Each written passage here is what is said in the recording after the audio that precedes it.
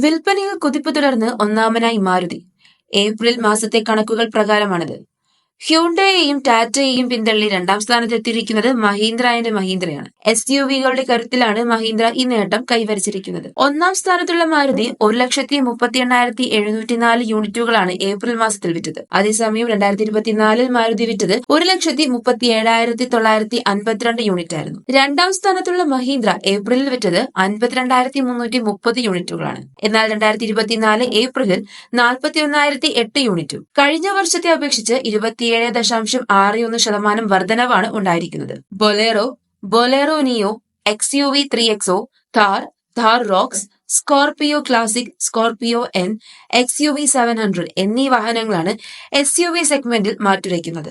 Grand ഐ10, Nios, i20, Aura, Verna, Exter, revenue, Creta electric, Alcazar, Tucson, Ioniq 5 എന്നിവയാണ് Hyundai Indian നിരത്തിലെത്തിക്കുന്നത്.